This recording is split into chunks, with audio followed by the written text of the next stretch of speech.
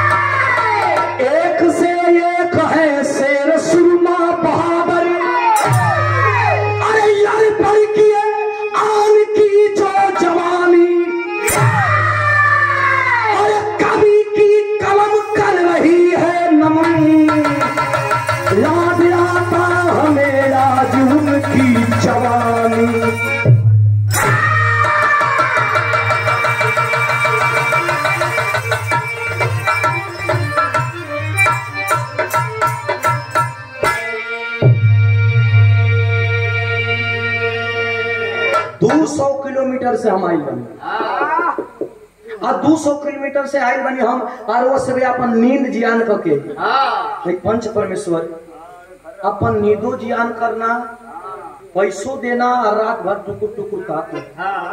आप लोग बिरहा का समय मजाक ना, बिरहा का कौन मजाक भैया? ये सब रामदेव और रामदेव माने कौन शक भैया? सुनोया और बताइए कौन शक? बिरहा माने रामदेव और रामदेव माने बिरहा। और रामदेव गुरु को जब स्वर्गवास भइल तब बिरहिया चिंतित ना रहा है तो ना पंच परमेश्वर बिरहा सुने वाला भैया जुटल हुआ। बिरहिया चिंतित ना रहा। सुनो लोग भैया तो रामदेव माने बिरहा। जब गुरु जी का जब स्वर्गवास भइल तो गवैया तो जौन परेशान रहना, सुनवैया परेशान हो गए कि रामदेव को कमी भरी के। रामदेव गुरु को कमी भरी के लोगन का निगाह चले लगल। आखिर निगाह जात जात तनकी बेर रुकल कहवा? बिरहा सम्राट विजय लाल यादव के सुई रुकल कि आखिर गद्दी संभारी की नहीं। रामदेव गुरु के बाद जब विजय लाल का जमाना आयल, जब विजय लाल गुरु का जमाना आयल तो जवानी में कुछ गावत रहन, उन्हीं का छाप लेके कव्वाली का टुकड़ा है आज का। आज हिंदुस्तान के लोगों में फूट डालो, राज करो। अंग्रेजों के जमाने से अंग्रेज बदनाम होकर चले गए, लेकिन अंग्रेज झूठे बदनाम रहे। हिंदुस्तान की जमीन पे इसकी सभ्यता ये है कि ऊपर नीचे नवाजी कोई मुसलमान बैठा है तो ऊपर हिंदुस्तान के लोग हिंदू को चादर उड़ाए हैं। लेकिन आज ना, आज तो एक दूसरे मजहब से खाली द्वेष करा तो वही में तरक्की है। तो कुछ लोग कहता ना कि हम फलाने धर्म का, हम अपने धर्म का रक्षा करते। पढ़े लिखे साथी बैठे हैं, इतने साथी बैठे हैं, हम फलाने धर्म का रक्षा करते। क्यों? तुम्हारा भगवान कमजोर है क्या? जो भगवान तुमको बनता है वो भगवान अपने धर्म का रक्षा करना स्वयं जानता है। इस पे राजनीति नहीं होनी चाहिए। एक कव्वाली का टुकड़ा है जो ने कव्वाली के हिंदू मुस्लिम सब लोग बैठ के गावेला। मुस्लिम भाई लोग खास करके कैसे गावेला? आप कव्वाली होला का, कव्वाली का वाला बतावत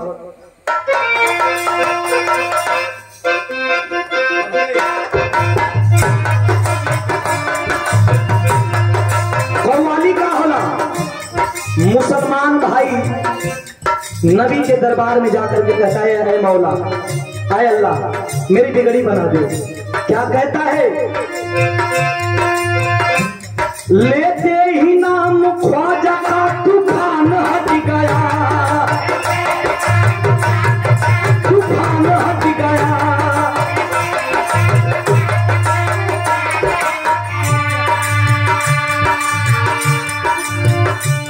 लेते ही नाम ख्वाजा का तूफान हट गया।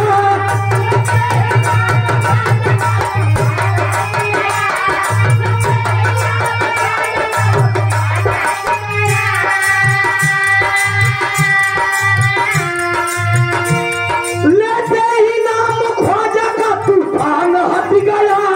कश्ती में मेरे आके समंदर सिमट गया। ये तो ख्वाजा का करम है, मेरे ख्वाजा का करम है, ये तो ख्वाजा का करम।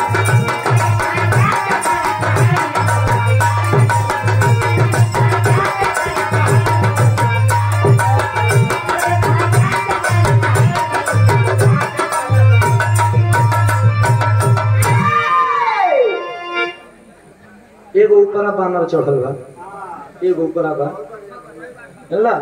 ये तो ख्वाजा का क्रम है। अगर साउंड के माध्यम से अगर कहीं मुस्लिम बिरादरी, मुस्लिम कौम के लोग सुन रहे हो तो उन्हें ये लगे कि हिंदुओं के धर्म में हमारा भाईचारा कायम है।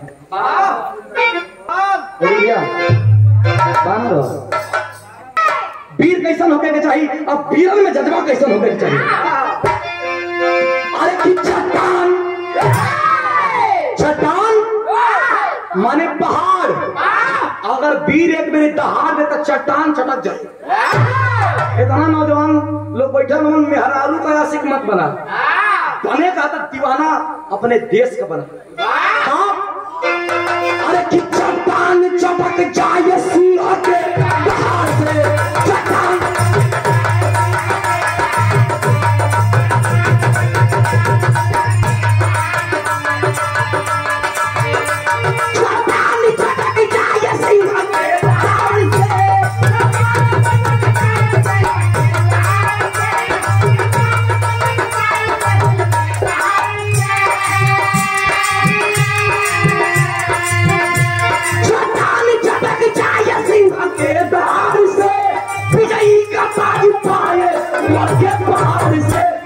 जो झंडा गाड़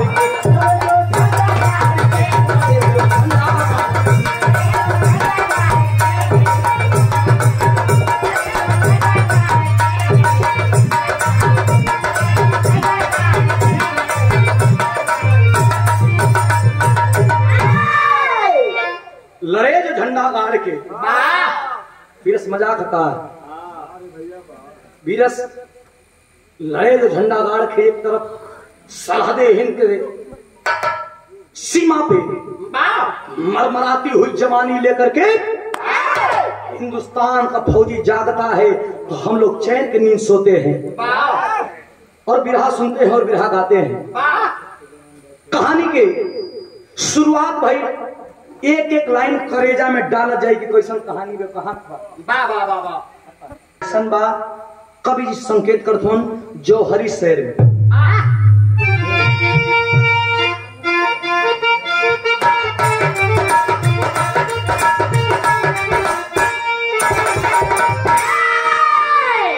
एक एक लाइन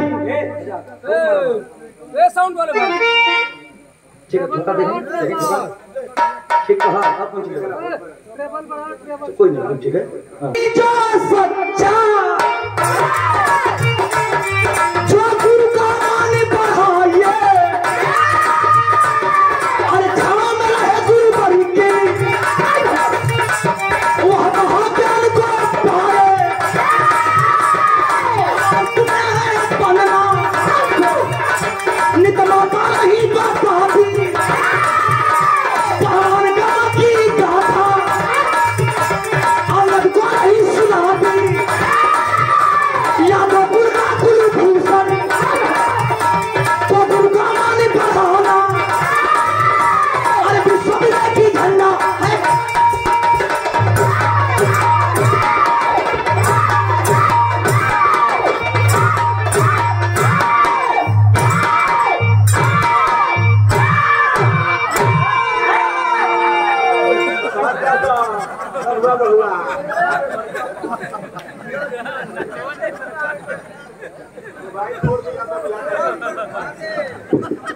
करे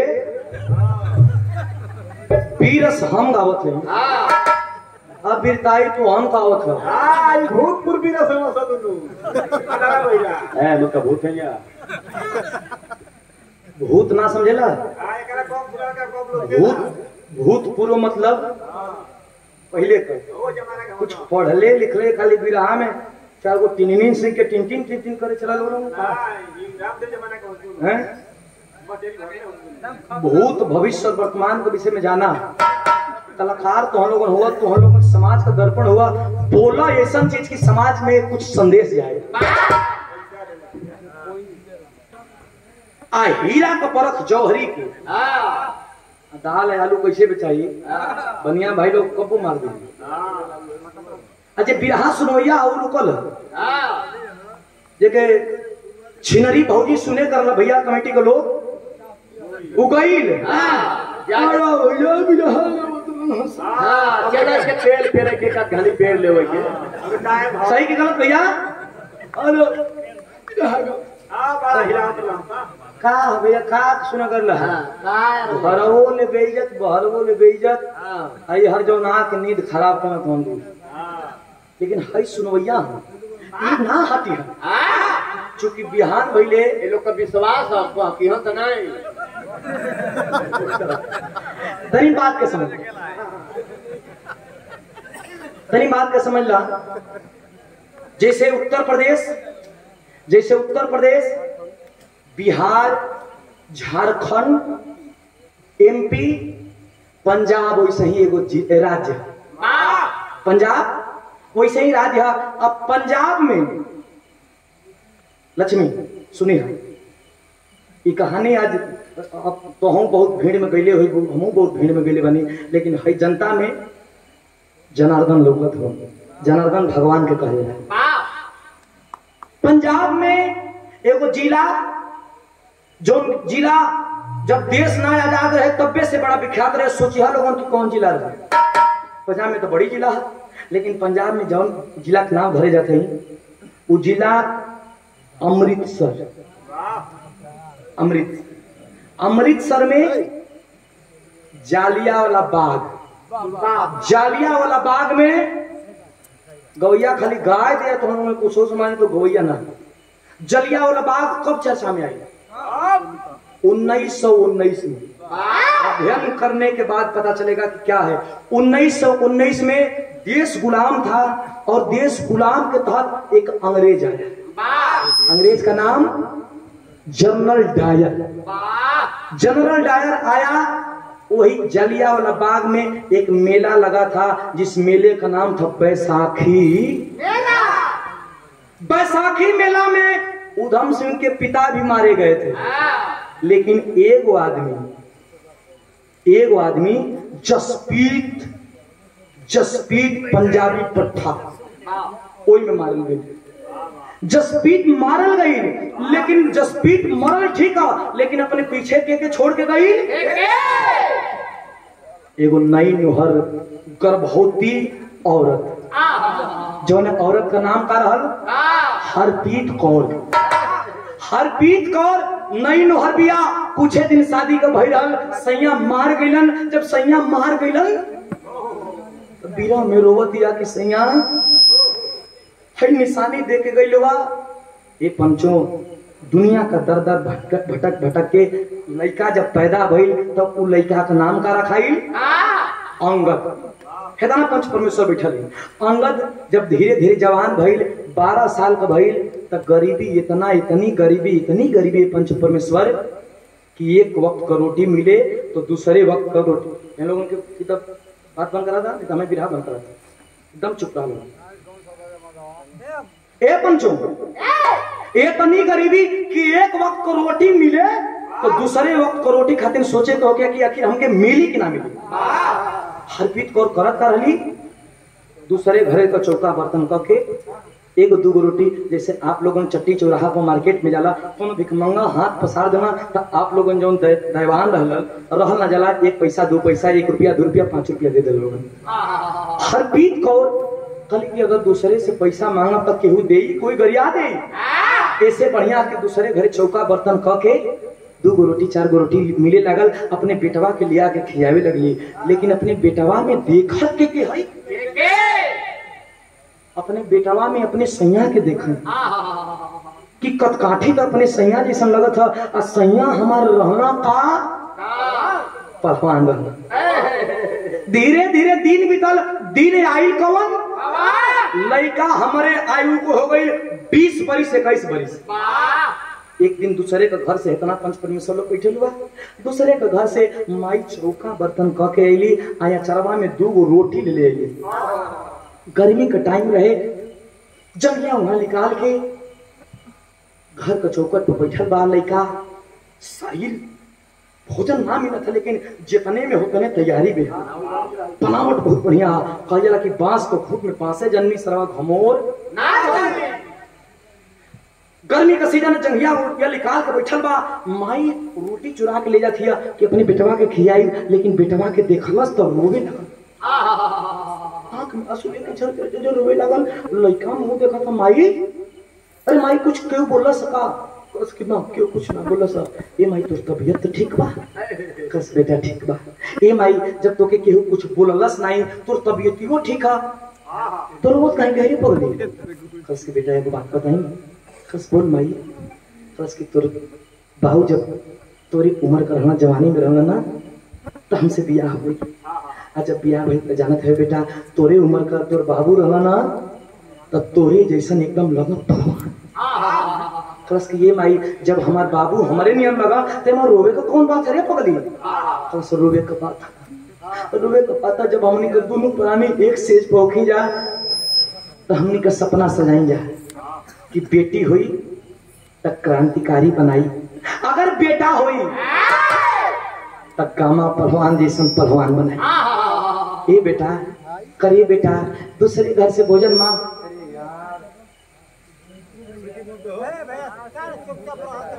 दूसरे घर से भोजन मांग के लिया होता, सुना भाई है हमारे, दूसरे घर से भोजन मांग के लिया होता, मशीनरी चीज हो भोजन कब हो कोई बात नहीं। दूसरे घर से भोजन मांग के लिया होते खिया होते, तो पहलवान ना बन सकला। इतना पंच परमेश्वर लोग बैठल बनी, भगवान सब कुछ दुख देना, लेकिन केहू के गरीबी बहुत बदनसीब चीज हो। लड़का का आंख में आंसू हो गई। कलश माँ पगला गई है क्या?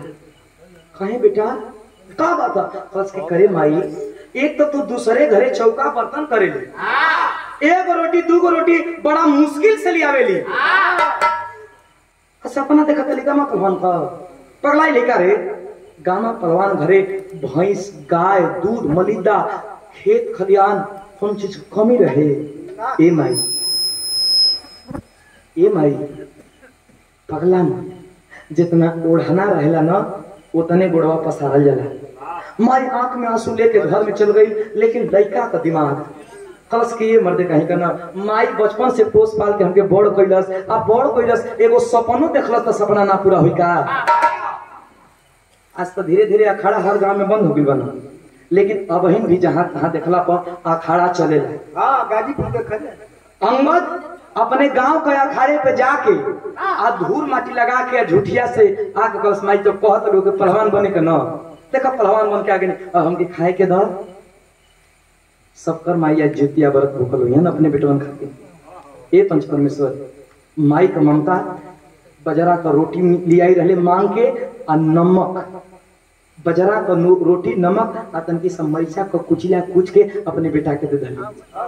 जे भाई हथड़ा पसार के दली कि बेटा खा ला, आंख में आंसू लेकर के वो गरीब का बच्चा रोने लगा था। उस माँ मैं कहता था ना कि बड़े सपना मत देखो माँ, इस भोजन पे तुम्हारा बेटा पहलवान तो नहीं बनेगा। हाँ गौवा घरवा का तोरा पर हंसिया रे पगली कि जना तक की बुढ़िया पगला आ गई है, घर में अन्न का एको दाना नहीं है, सपना देखती है पहलवान बनावे कर। एक पंचो रात भइल, जब रात भइल तब मतारी बेटा सुतल हवन माई एक पूरी सुतल बिया, आंख में आंसू पोछ के बेटा के ना देखावत हिया। अब बेटा दूसरी पूरी सोचत सुतल बा, आंख में आंसू पोछ के कि माई न देखे तो बड़ी रोई। जब दोनों लोगों रोवत हन तब कभी एक गीत लिखत हूँ, और गीत बुल्लू गुरु जी का जब बुढ़ौती आगे रहल, हम जन्म ना देख ले बुल्लू गुरु बुल्लू गुरु जी को बुढ़ौती आगे रहल। कबो कबो अगर हमारे गुरु विजय लाल बतावे लगे कि बुढ़ौती आगे रहल, शरीर झुर गिरल, जो देखले वही पुरनिया उजानत हुई, लेकिन आवाज बुलंद, शरीर झुर गिरल, धोती पहना। और पहले लेडीज जेंट्स का बिरहा ना होता, पहले जेंट्स का बिरहा, पहले जेंट्स का बिरहा होके अब बुल्लू गुरु रामदेव गुरु में कटाक्ष चले। जब बुल्लू गुरु जी खड़ा होता तनकी सा मीठा स्वर का गौया बुल्लू गुरु रामदेव गुरु के चापा तनके सा आंख बंद करी है और सोची है कि सुधीर कहे का जाता काम आवे जाता।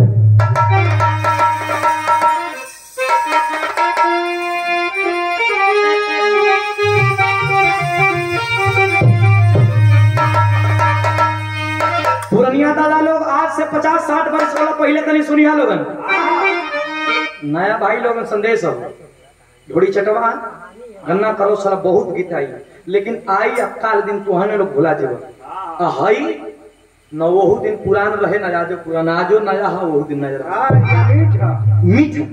बुल्लू गुरु जी गाँव है बुढ़ऊ गाँव को राम किसानिया धीरे से कहा जागा भोले बाबा कहा कहे कहा कि कोरी कहा तारिया, अरे कोरी कहा तारिया, अरे सासु दही अरे जमावेली आओ में हमारी तलावेली जोराना राधा हो कानम मनवा है।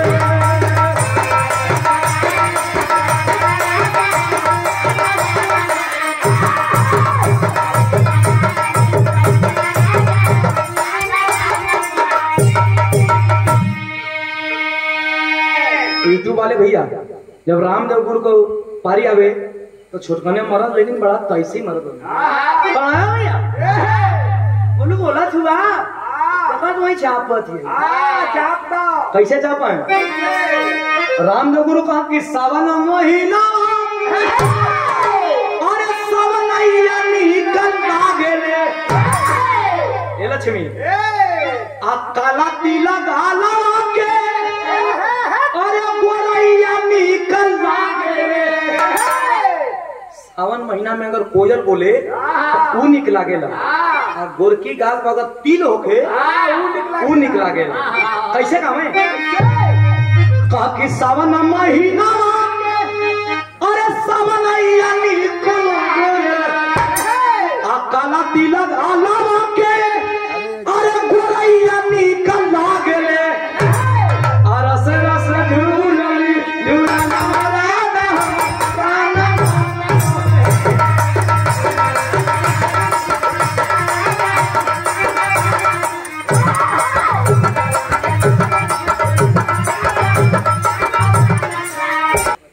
भटिया के धरती से श्री धर्मेंद्र भैया पुरस्कार दिया गया। विराट समझ में लड़का रोत बा माई रोत बिया, जब दोनों लोगों रोत हो तो कभी लिखत का हो भैया। अरे आवे ना गरीबी में अरे तू तो उनके उगई, अरे फूल जैसा चेहरा मुरझाई गईल नहीं मिलले आहार।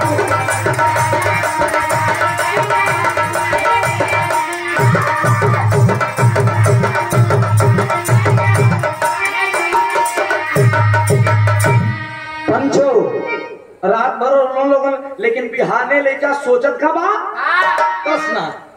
जब माई सपना देख लो पहलवान बनावे के तो सरवा कतनो गरीबी रही पहलवान बनत। जंघिया लंगोटवा टहले कहाँ रहे खुटिया पर उतार के अब पहन के अखाड़े कोरी गई। जब अखाड़े कोर गई तो भाई का अरे करे लारी आ जाओ बचाएंगे अब कैसे के काम अपने बेलून रोटी खाई के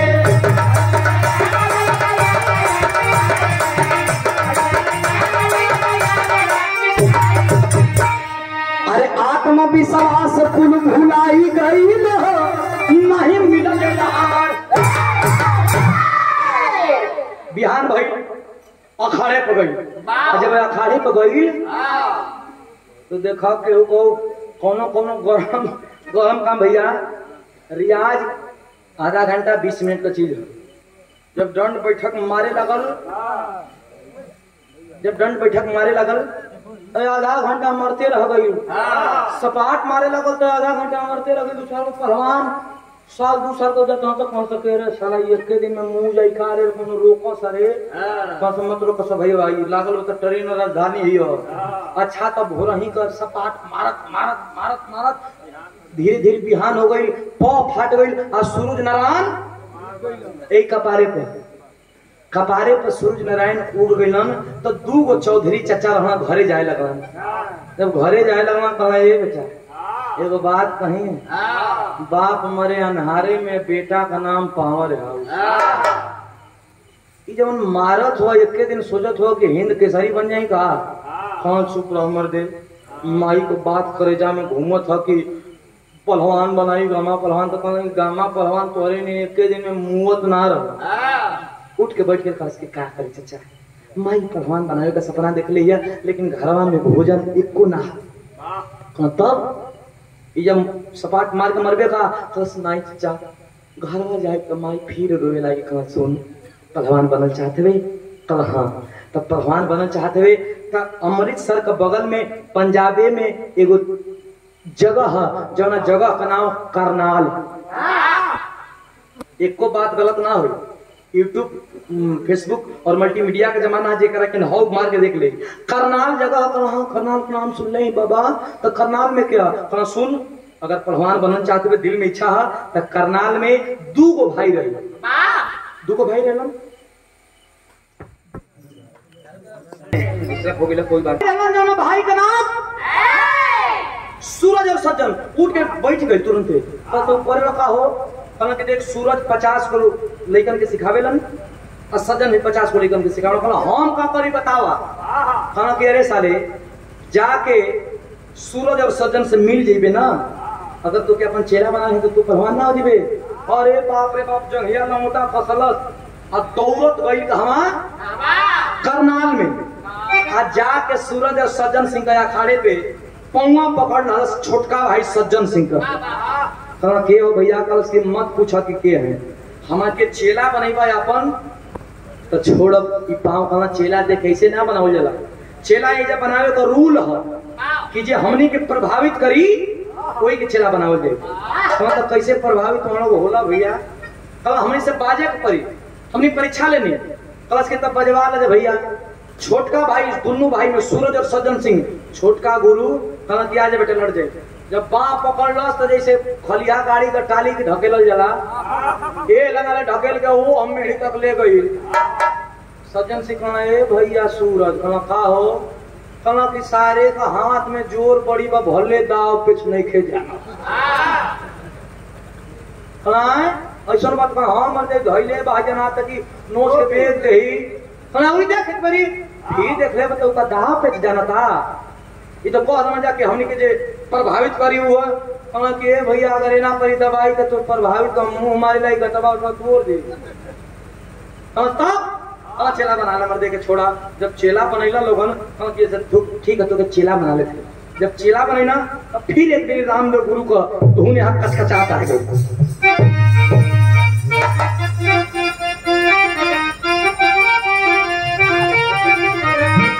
दुनिया बात कहा कि 9 का 9 दिन अब पुरान का कैसे रामदेव गुरु गाँव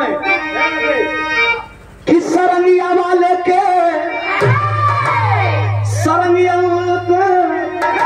अरे डेरावा सरंगिया वाले के अरे डेरावा अरे बात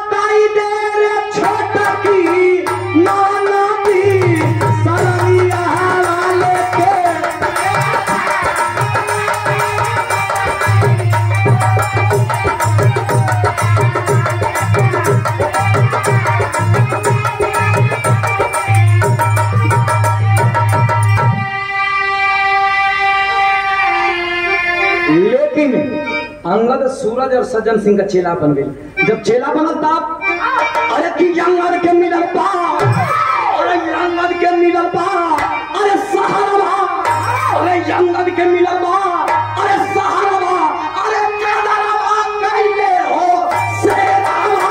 अरे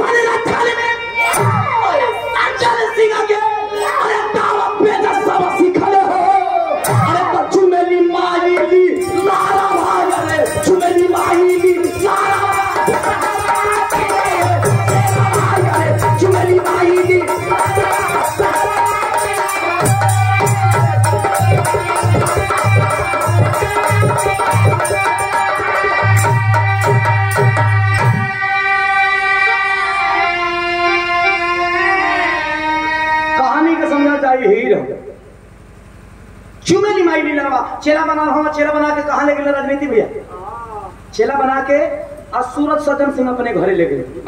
तब घरवा के रहे सूरज सज्जन सिंह का दुल्हन और सूरज सज्जन सिंह का माई।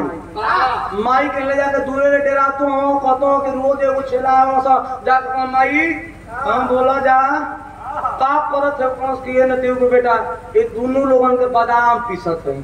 तब से मैं एगो बात कही का एगो चेला बना के ले ली। अरे ये कहल रे कहल चेला रोज एगो चेला बना के लिया यहाँ का खटाल खोले वाली तसे माई बड़ा विपद का मारल है। बड़ा एक माई सपना देख ले पहलवान बनावे के, लेकिन एक माई के केहन भोजन का कमी बा। ये माई बड़ा बढ़िया लड़ता है, चेला बना ले नहीं जा। माई का ममता दया का सागर होला। जाके गोड़ पकीर गई तो जब जल्दी सारे गोड़ पकीर माई का जाके गोड़ पकीर तो पकड़ लस बस ये न देखो बेटा छोड़ गया तब बे हम से बाजो देई बस माई वही सर को गोड़ छोड़ब जब अपन बेटा कबूल करेगी तो छोड़ कबूल कर हली तो कबूल जब बेटा को लहलस तो सूरज सजन दू भाई रहना। अब एगो चेलो लिया था तो 50 को बादाम सूरज सजन सिंह के पिसा देके सीधे 60 को 70 को पिसा दूध घी मारे लगल टूटले आई रहल। जब अपना पेट के बढ़िया बढ़िया स्वादिष्ट मारे लागल तो खींचे लागल। अब ओको टेहड़ी पकड़ रखल दूध उन्होंने लोगन को खींच दे। गुरु लोग हमारे दूध के मुंह मारा वो जो ले आई लो चला खींच के ढेकारत हो तस्माई ढेकारत हो उसे दिक्कत नहीं हो कब तो के दवाई ना खराब। लक्ष्मी भोजन खाई बड़ी बात ना बड़ी बात है। ए पंचो धीरे धीरे धीरे धीरे माई का ममता का आचर पावे लागल। बढ़िया दूध बादाम जब पावे लागल रियाज करे लागल बढ़िया शिक्षा पावे लागल तो 2 साल का उहे देहिया जब टूटल आई रहे अपने माई के घर से 2 साल का दिन बीतल देकर देहिया भइल कैसन अपने उम्र में केहू के धरे गट्टा में तो पहले के जोर रहबे कई खाली दाव पे जरूरत रहे देके धरे खींच दे देखे धरे खींच दे कहाँ सकी देखा भैया एक जान गटवा में ढेर बा ऐसे लड़िया लोगन तो गटवा हटा के तो दूसर करे सारे गटवे पहले मिलाओ जला गटवा कैसे मुड़िया लगा लगा बस गटा मिलावे घरे पटक दे 2 साल का दिन होकर शरीर ऐसन हो गई कि जिला से निकल के बाहर भी चर्चा होके लागल। सूरज सज्जन के भी गर्व होके लागल कि वाह एगो चेला पलले हैं आ गुरु के अपने चेला पर हमेशा गर्व होके के चाहिए। ओकर देह कैसन भाई टेरी के भाव लगल है।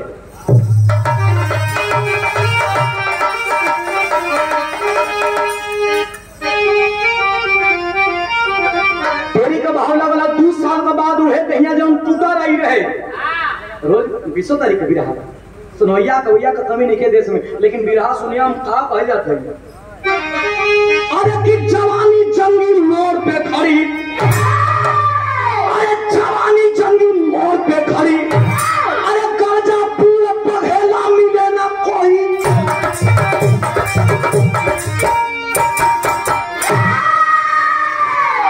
जवानी जंगी मोड़ पे खड़ी, अब शिक्षा भी बढ़िया पा गई, भोजन भी बढ़िया पा गई, अब गरजे लागल कुश्ती दंगल जीते लागल। अब अंगद तो गुरु जी के सूरज सज्जन सिंह के केहू देखे तो कहे के देखा देखा देखा हाँ ये अंगद के सिखैले हो जा है नहीं के चला अंगद। अंगद तो गुरु जी लोगन सूरज सज्जन कभी छाती चौड़ा होके ना हमार चला नाम करता। लेकिन दिन आयल कौन जो सवनवा में बीतल पचैया का दिन आयल और नाग पंचमी का दिन आयल। तो हमने के हिंदुस्तान का एगो परंपरा है कि अगर वो दिन कुछ हो ना करबा तो आदमी के नहा जो नयका नयका लड़का हुआ वो फरसा से खर के माटी अपने देह में लगावे अगर कुछ हो ना 2 साल का दिन बीतल और नाग पंचमी का दिन आयल पचैया का दिन आयल तो भइल का मास्टर। अरे तमान बढ़ल सूरज सज्जन के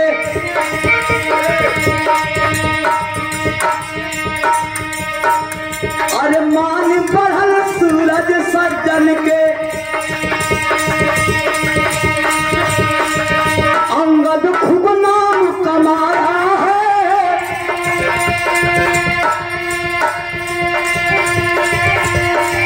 अरे मेहमानी करने को भर जौहर सिंह एक दिन आया है।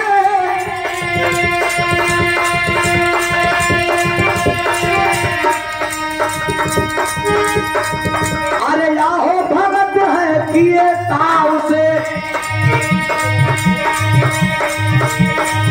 जब चढ़ाया खाड़े ऊपर है।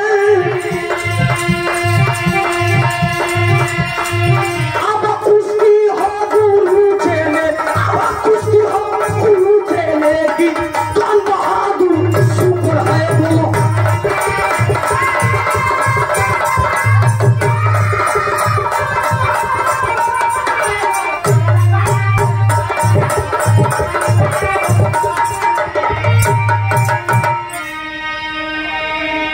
जनता के बीच में गावत हूँ 2 साल का दिन बीतल और 2 साल का दिन बीतल पचैया का दिन आई। तब पचैया का दिन में अंगद का अखाड़े पर सूरज सजन का अखाड़े पर खूब भीड़ लगल खूब भीड़ काहे खातिर कौनो दंगल में अंगद पटकात नहीं। आज ओकरे अखाड़े पे दंगल बा तो ऊ तो लड़बे करी और ओकरे अखाड़े पे दंगल बा तो कौनो न कौनो जुक्ति लगा के आज अंगदा के लड़ावल जाई कुश्ती देखा जाई। 1000 2000 3000 4000 5000 नहीं 10,000 का लोगन का भीड़ सूरज सज्जन सिंह गुरु पूरा पोस्टर बैनर से छपल बा गावे गावे छपा के सटा गई कि सूरज सज्जन गुरु के अखाड़े पे उनके शिष्य अंगद की कुश्ती आज होनी अनिवार्य है। होगी कुश्ती किसी हालत में होगी। ये कुश्ती का चर्चा सुन के सूरज सज्जन सिंह के घरे एगो मेहमान आना के वो हरे ले हम तो है बड़वा के लक्ष्मी लक्ष्मी सूरज सज्जन सिंह का घर जानते हो क्या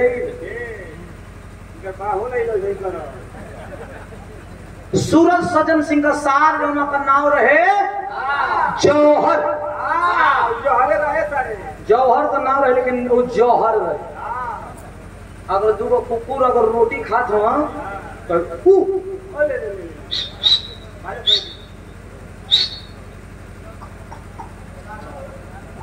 बड़ा चुचकारे पूरा पाजन था ये घड़ी कहवे कनी के कुकुरन के चेयरमैन के चुनाव चलत पूरा विधान सभा को चक्कर लगाओ और नहीं तो बेड़िया मार के चंदा भिड़ो को थोस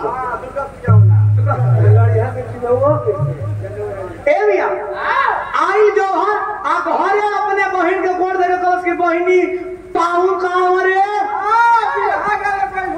ए कौन बिरागा बेलो जा जा बढ़िया बोलने वाले बड़ा रोज घबरा तो अच्छी के बोलने वाले ए भैया बिरागा ना तो कर दिदिया कस के ए भैया अरे तू आगे बड़ा बढ़िया कइलो सूरज सज्जन सिंह तोहर पाहुन हो ना उनकर एगो चेला अंगद ह अब चेला को कुश्ती देखे खातिर बड़ी लोग भिड़े लोग पानी रह के पानी पियाओ थो सो हम जा तो जे पी ले धीरे धीरे के घर पहुंच गए अखाड़े पर ये ले हम मुड़ान के हम तक भीड़ बा फंस के हम कैसे जाएं मेढ़ी तक देखा तो हनी के आरक्षण बड़ी मिलेगा। अरे भैया अरे भैया हां खिचत खिचत पहुंचल हो जा तो पहुंच के कल की पाहुन प्रणाम दिया साहब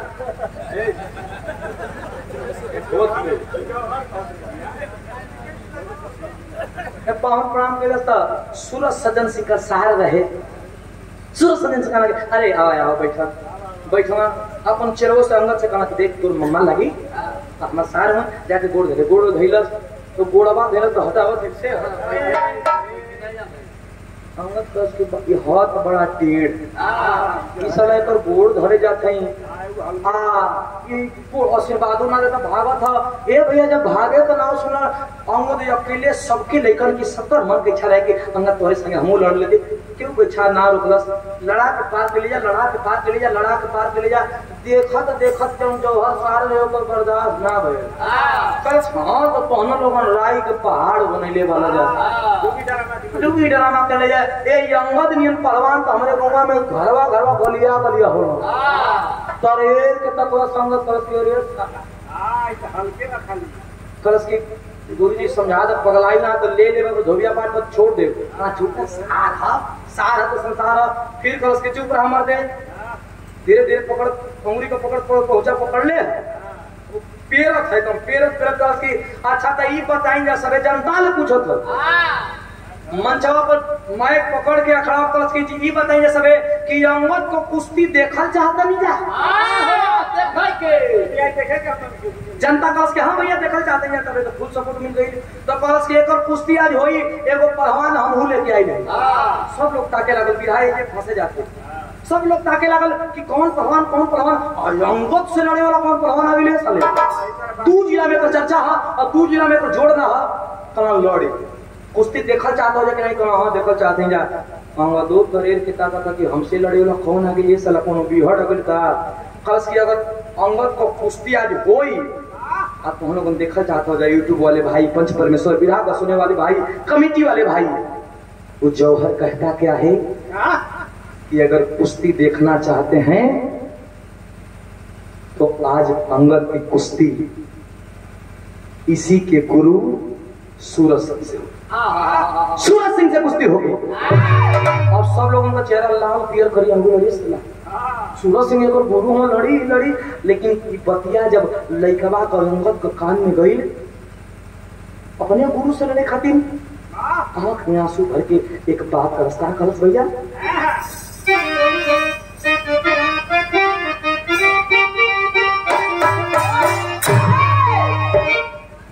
एक स्वर्गीय पुल्लू गुरु जी का प्राप्त के साबरिया सवरिया बोले बाबा जोगिया काकी गजब हरक गुजारिया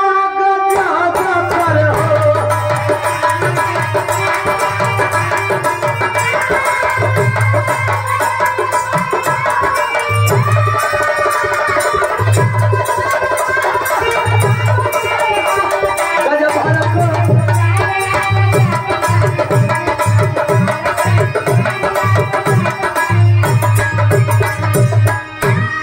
लेकिन इतना पंच परमेश्वर 5 मिनट का भी रहा बात लेकिन करस की काकला अपने गुरु जी से लड़े के खला ना जेकर दूध बदाम खैली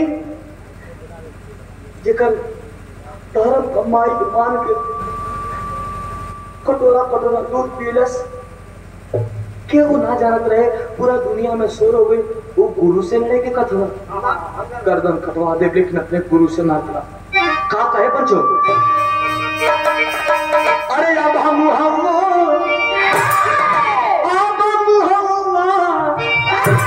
अरे अब हम हवा के तुरंत मुरझाई गईल हो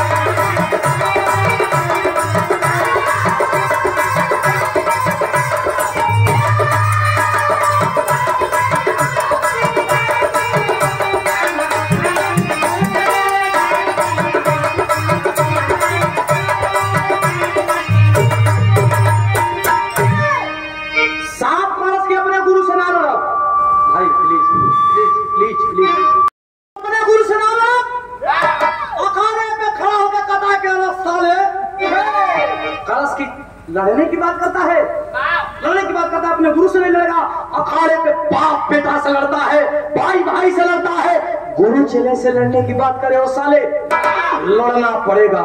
एक बात कहता है क्या, अरे अखाड़ा को छोड़ के मारे, अरे नहीं कोई हो ना, दिया दपट के तुरंत जौहर सिंह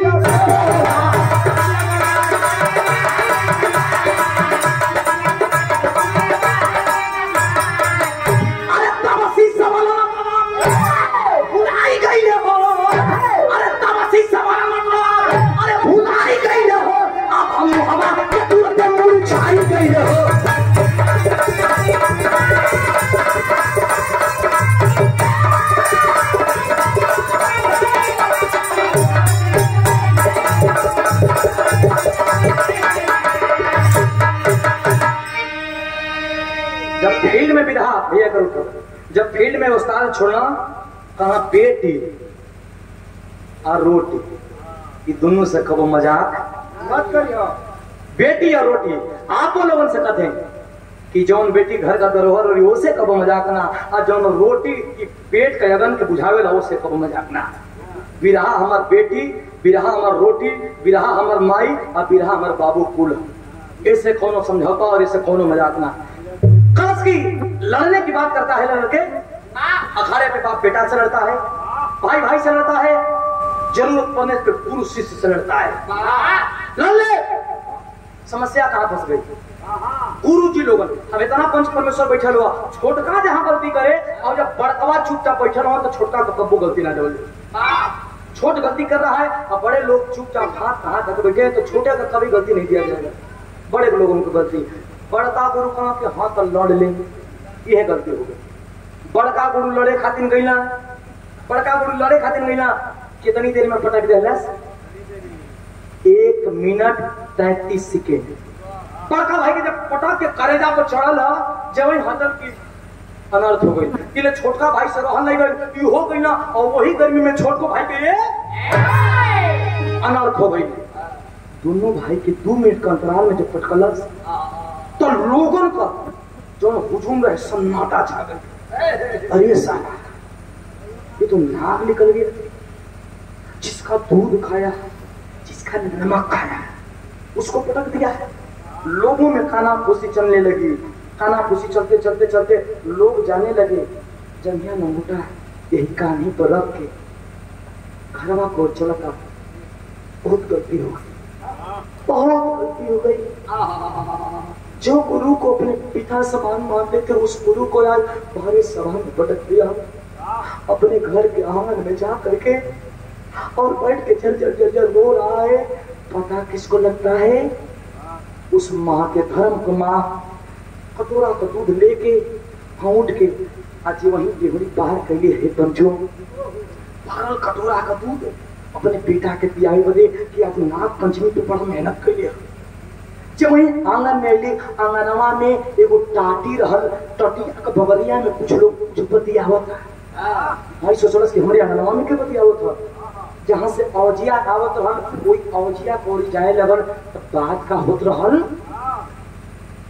साला हमारा दूध बादाम खा के, हमारा दाव पे सीख के हमें पटक दिया है। आज रात को इसकी गर्दन काटी जाएगी। कौन माई होई हो पंचो, जौन माई का कलेजा न फट जाए। बाहर कटोरा का दूध वही आंगन में छिटा गई, दौड़ जैसे गैया बछड़ुआ को दौड़ेली, दौड़ के लागल चूमे, चूम के कलस बेटा, अरे बेटा आज तेरे जान पे बनाई है रे बेटा। माँ लोगों के कहने पे, लोगों के बहकाने में आकर के मैंने बहुत बड़ी आपत्ति गलत कर दी है। खास की सब बात को पता चल गया। और पता है तुझे आज रात को तेरे साथ क्या होने वाला है? और माई हमने की जाना, तुमके कुछ जानकारी नहीं के। खास की सुन, आज रात को तेरे साथ क्या होने वाला है? एक माँ अपने बेटे के सामने कहती है, क्या मास्टर?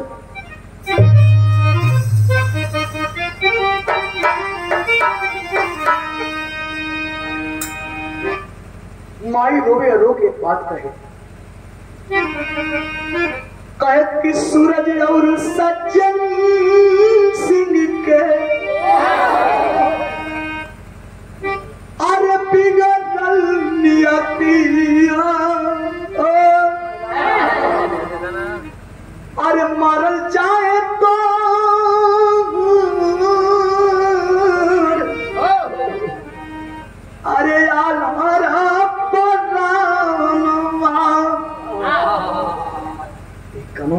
लेकिन बेटा हमारे लिखा हमारे कोखी में 9 महीना रख के आज जन्म दिले हैं। हम जाना क्यों उन्हें दिमाग के आज रात को तोड़ गर्दन कटा जाए। माँ हम का करी रे माई गर्दनिया काटी ना काटी है दे। लेकिन एक बात माँ और कहती है, क्या कहती है भैया? माई समझावी तो की अरे बड़ी दुलरावे अरे बनल बाटे जा हरी सिंह अरे तोर दुश्मना रतिया का गर्दन कटा जाए। माई हम कहा करी कसकी इसी रात को तुम भग जाता से ना माई ना चौवन गुरु के सामने कसम लेहनी कि गुरु दक्षिणा देवे को ही तो एक बार याद कर लिया। कह तरीके घर से भाग जो करे माई हमार माई तो खाली सपना देख ले के लेकिन घर में कौन हाथ बताना मारा तू अपन बेटा ने हिंदुदार डाली। अब तू बेटा ने मान के गुरु जी के 50 को बादाम देते रही हमके 60 को बादाम देते रही। कह तरीके चल जो ना माई गर्दन कटाए गर्दन नहीं चाहिए गुरु दक्षिणा समझ के दे दे प्लस पागल मत बन। माई कह करे ना जानबो कर ले कि माई माने कावला अरे तो हम जन्म नहीं खिदले लेकिन दा अब प्यार होते नहीं बारे पगला। माई अगर माना ताले ना कपार पर हाथ धर्म कमाई खास की माई माना ताले तो एगो कसम देवे के पड़ी। माँ कौन कसम खास के अगर माँ मान रहा है तो इसी रात को मेरे घर से चले जा। कल माई हम तो बेटा ना ही हम वैसे हमने बगैर तुमने माई का आंख में आंसू अगर कस ना बेटा ना बेटा ना तो के बगैर माई हालात के सामने मजबूर बनी। माँ तो के मायू करता रे अब बेटा का तो नहीं के कुछ कस माई जाता नहीं लेकिन आई पाचर हमके दे दे कल से यहाँ चरवा करवा कस माई यहाँ चरवा का सड़िया में कुछ गठियावत है अगला के पास कुछ नहीं के लेकिन गठियावत का है एक जब समय आई तो खोलिए कलश के अगर दुनिया में कहीं रहो यहाँ चल गुरु को मोल तो दूध का कर्जा चुका। एक बात कहता है, क्या कहता है भैया? लड़का कलश की अरे जियत जिंदगी अरे अगर रहब दुनिया में अरे तक कर्जा चुकाई गुरु के पूजा बेचा।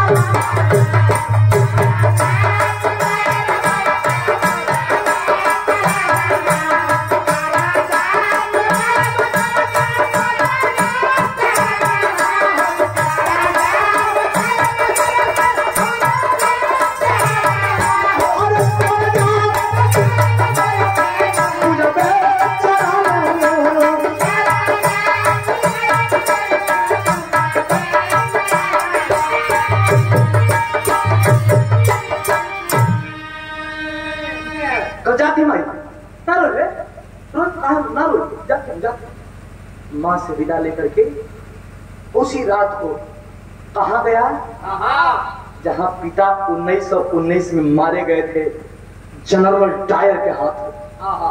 समय तक पहिया घुमा जा करके वही अमृतसर में पहुंच गई। आधी रात का अमृतसर में पहुंचला। यहाँ सूरज और सज्जन सिंह दोनों गुरु खोजत हुआ काटे बदे हवा की कटाई चल गई। अमृतसर में किसके यहाँ जाता है? एक बहुत बड़ा पंजाबी पट्टा जो गाय भोई का खटाल खोले बा 20-25 को गैया पाली। आधी रात का जाते दरवाजा खटखटा इस घर में कोई है? इस घर में कोई है? इस नादान इस मजबूर बच्चे का मदद करो। बड़ा पगड़ी पहना हुआ पंजाबी पट्टा टार्च मारता है आंखों पे। कौन है लड़के? इस रात को कौन है?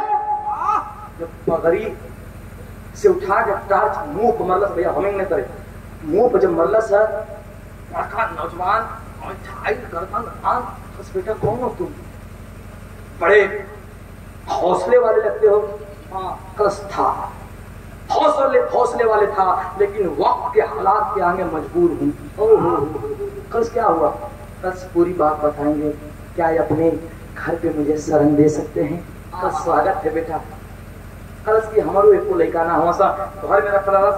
पूरी बात जब उस पंजाबी आदमी को बताया, जब पूरी बात सुनस कलश करे पगला हालात का मारा रहे ना भैया, हमें ना करे प्लीज 2 मिनट और। हालात का मारा हुआ ना अल्लाह हमारे यहाँ, अरे गैया भैंसिया है तू खो, हम तो अपने लड़का जैसन पढ़ाई बा, लड़का जैसन किया और रात भर खोजला ना मिलल। आई हर दूहे लागल गारे लागल, देसी दाव तो ना, लेकिन 2 साल में जितना दाव याद कैले रहे तो दौआ के भुलाए दाव के भुलाए ना दहलस।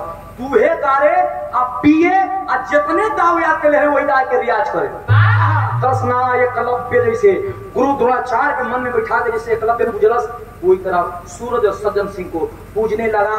आज जितनी दाव याद किया था उतना दाव रिवाइज करने, जब रिवाइज करने लगा धीरे धीरे 2 साल का दिन बीतल और दू जब 4 साल हो गई, 2 साल गुरु जी के हो गई और 2 साल खतरवा में यहाँ रियाज उतने टाइट है। तो 2 साल का दिन के बाद वही भैया बहुत हमिंग कर रहे हैं भैया प्लीज 2 साल का दिन बीतल बा तो वही अमृतसर में फिर एगो अंग्रेजी पट्ठा आयल। वो पट्ठा का नाम का रहल 24 बरस पहले एगो आई रहे जना का नाम जनरल डायर रहे। और फिर एगो अंग्रेज आयल जना का नाम का रहे मोंटी। हिंदुस्तान के लोगन के कहे में कुछ अटपटार करे तो नमवा मानता कोई कहे, कोई मोंटी कहे, कोई मानता कहे, धीरे धीरे कहे लगना। हिंदुस्तान को धरती पर आए तो साला कैलस का अब घूम के पहलवान खोजला लागल मुसड़ी पीटे आए हर। जब ले अखाड़ा से सूरज सज्जन का अखाड़ा से अंगद भागल, तब से सूरज सज्जन अपन जंगिया लंगोटा टांग ना अब इच्छा। जब हमारे चेले हमके पटक दहत लोगन समाज में हम बेइज्जत होगी तब लड़ो, ये हमरा नहीं ना लड़ो। सूरज सज्जन सिंह और अखाड़ा पर लंगोटा टांग दिले में फूटी को हुई कर सरत और 2 साल का दिन भुला गिला। पहलवानन के गोवरियन के रियाज में हुआ तो चीर दी पहाड़ों के। अगर रियाज बंद है तो फिर मुश्किल हुई। कुल रियाज का चीज है ये बच्चों। सूरज सज्जन सिंह हर रियाज बन कर वो हर पंजाब को भैया बहुत हमिंग कर प्लीज का है ऐसे होता। और पंजाबी के घर में अंगद जितने दाव सिखले रहल वो तने रियाज मरलस। अतिले मोंटी आके हिंदुस्तान के लोगों का चैलेंज कर रहल कि हिंदुस्तान के लोगों अरे साले गुलामों ये मोंटी आया है। जिस मोंटी की हाइट कितनी है, ऊंचाई मोंटी की ऊंचाई कितनी है? अरे बोलो रे साले तो पूछो कि कितनी। इकलौता साल हमारे में बाहर लक्ष्मी जी हमारे बड़े भैया का साला है।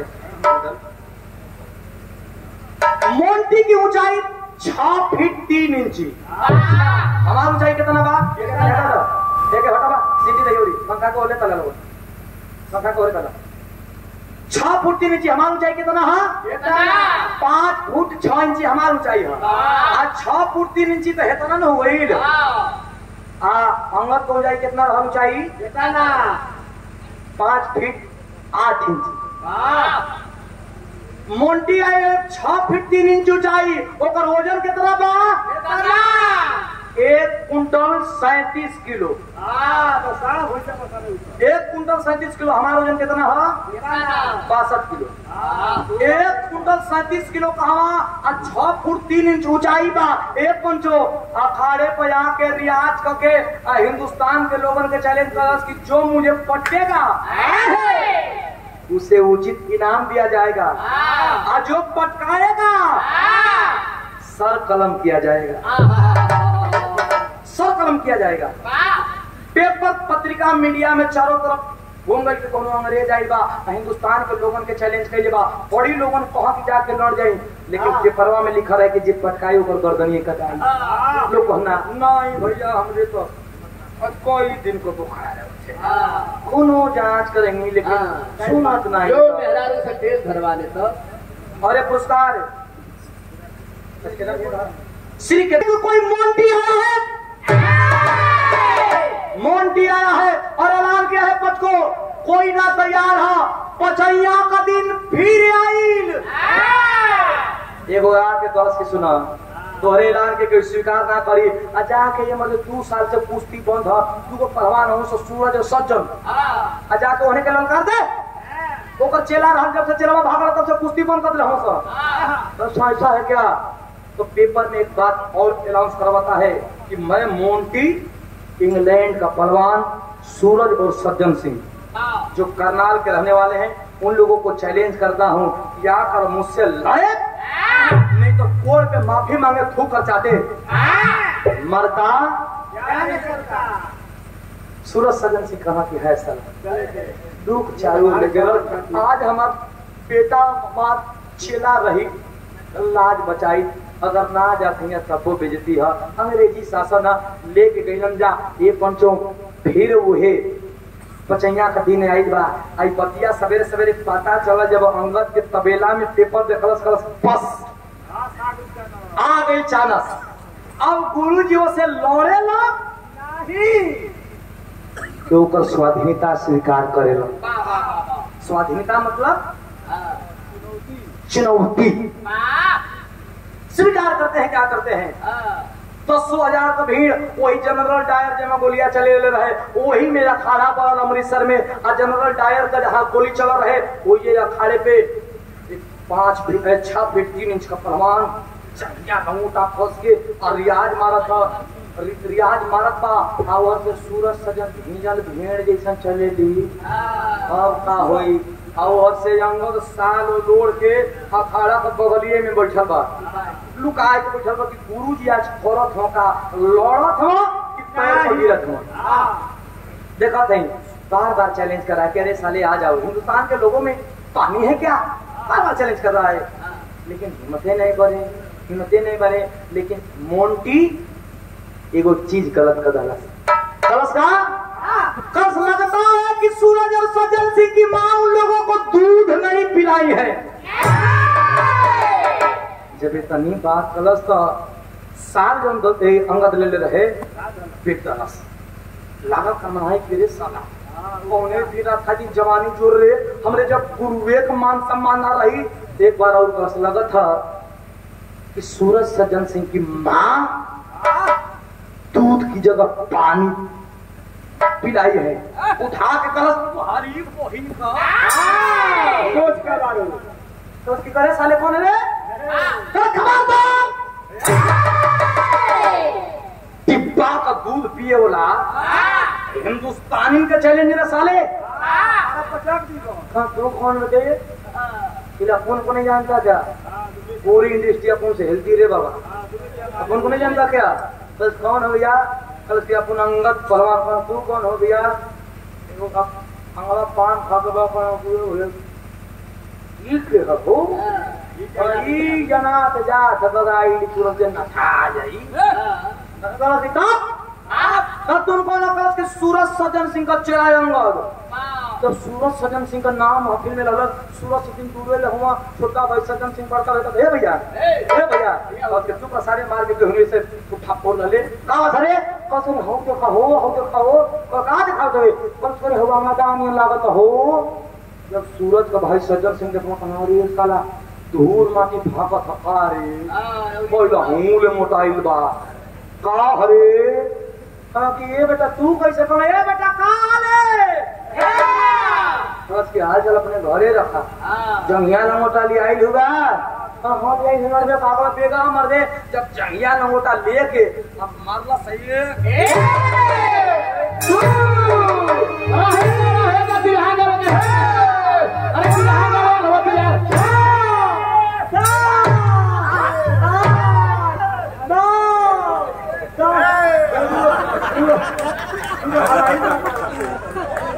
मेहनत मारे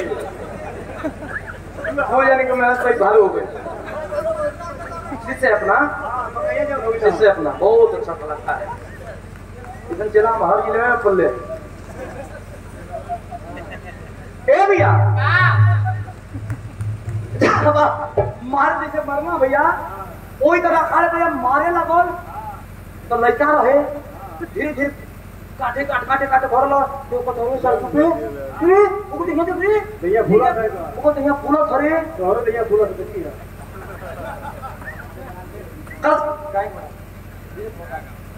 ए भैया कर्ज के सुना लड़ने की बात करते हो साले।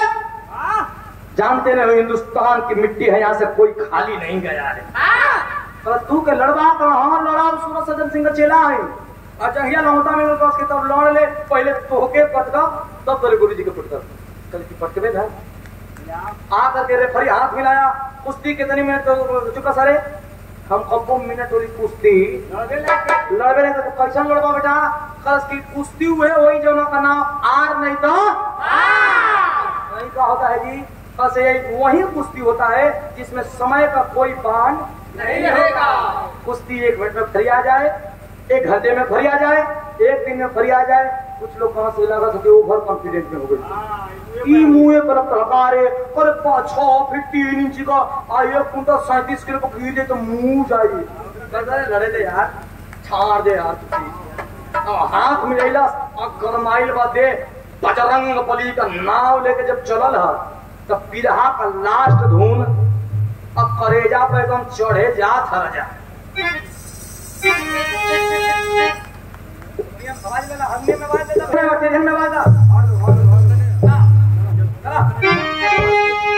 कुश्ती होके लगे आया धुन शिवमूरत उस्ताद का धुन आ गई। अरे जवन गाय दहना कैसे कहत रहलन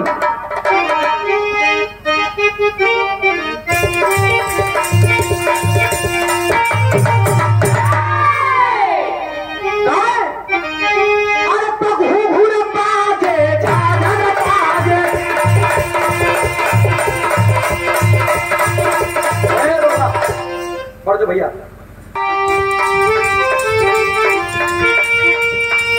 अरे भूल बाजे झाझा बाजे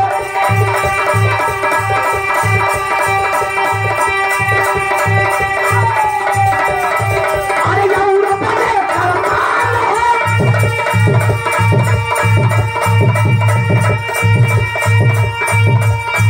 अरे चवा जोगी मंगल गाओ चवा जोगी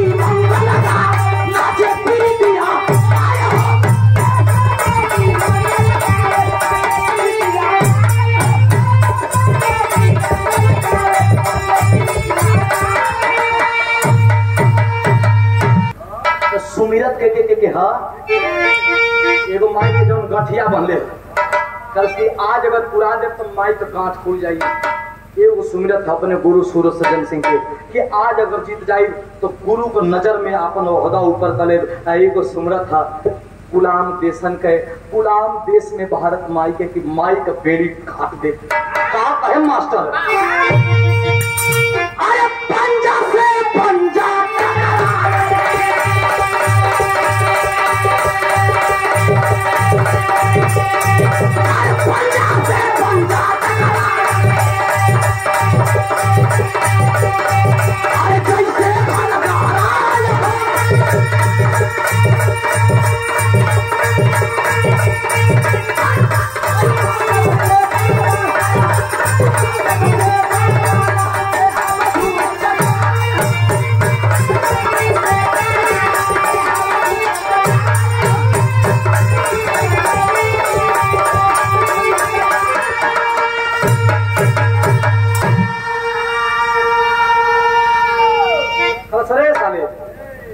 साले अंग्रेज लड़के जान के तुम मुझे हल्के में ले लिया रे हल्के में ले लिया।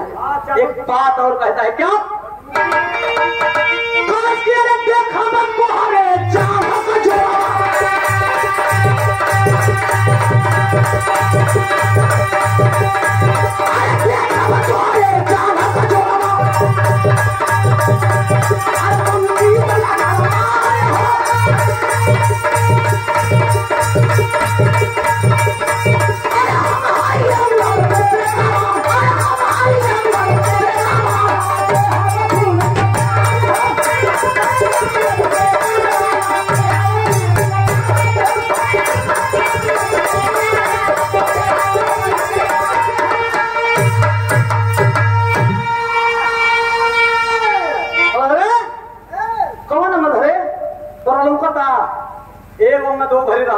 देखा त्रेता में जब गाड़ दे ठेवना तो रावण को पूरा मित्र मंडली भाई सीखी दे रहा है। रावण को पूरा मित्र मंडली एक उठावा का मतलब उठावत था के गोइल केहू से ना रुकल एगो अंगद अजील लड़ता सन्नाटा छाइल बा तो भैया आल्हा का भाव लिखल गइल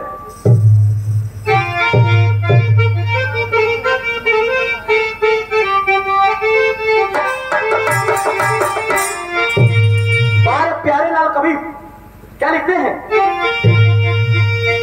3 कवियों का विरह है मां श्री प्यारे लाल कवि, स्वर्गीय गुरु चंद्रिका कवि और किशोरी लाल पांडे कवि क्या लिखते हैं? आइए पहले तो लोगों का नायक चाहे मत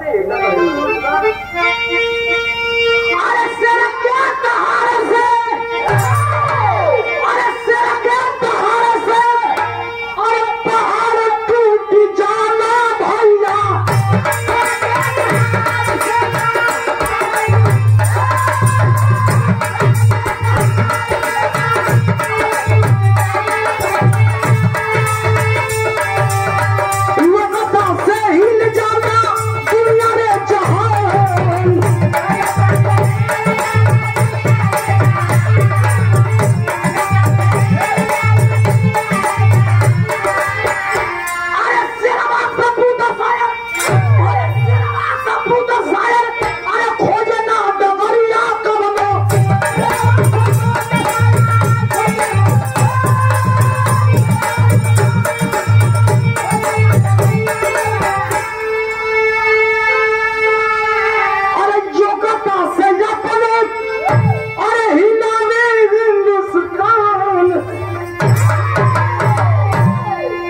लंगड़ी काट के अब बहरा को उठा के ले के चरखी मोंटी के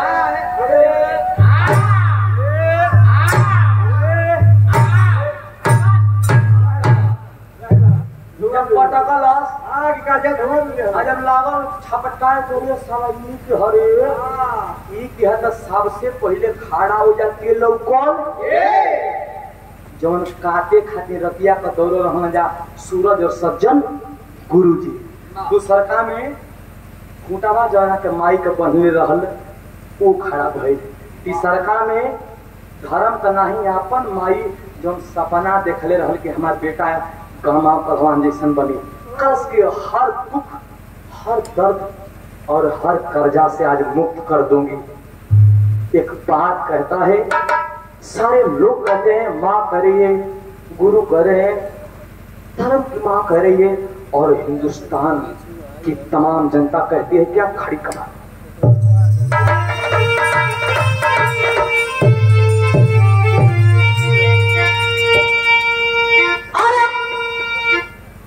बढ़ जा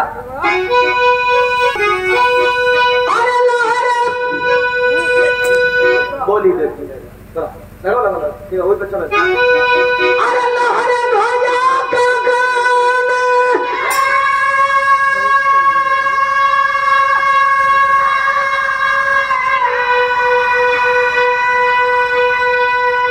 अरे बाजन विजय के बजना अरे नाचले पर में तरैया है पहन के कंगाना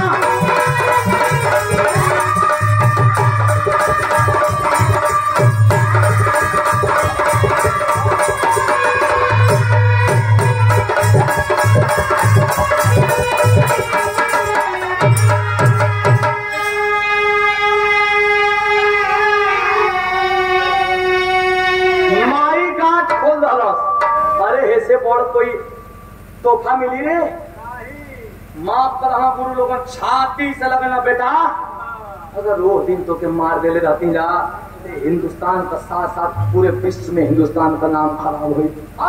एक बात कहते हैं लोग अरे गुरु की गुरु दक्षिणा चुकारा अरे बेजंगन को सूरज सजा गले से लगाया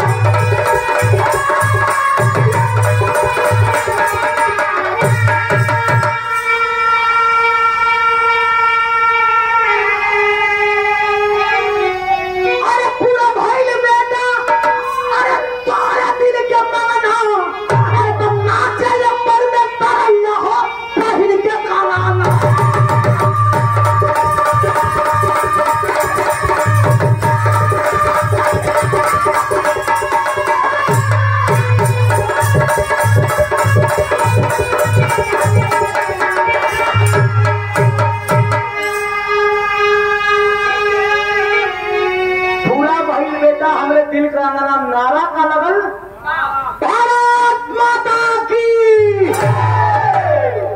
मतलब कि जा नहीं ओजे हम बैठल हैं, आप लोगों का आशीर्वाद चाहिए। इसमें पीछे कैसा भारत माता की, भारत माता की लेके कलेजा से सटा के सारे बंधन से मुक्त किया जा रहा है। लक्ष्मी बाइज्जत बरी किया जा रहा है। हिंदुस्तान के लोग प्रफुल्लित हो उठे। 24 तारीख को गौरी शंकराचार्य गुरु और सुरेंद्र यादव जी का रवि साउंड सर्विस आपको भी स्वागत अभिनंदन।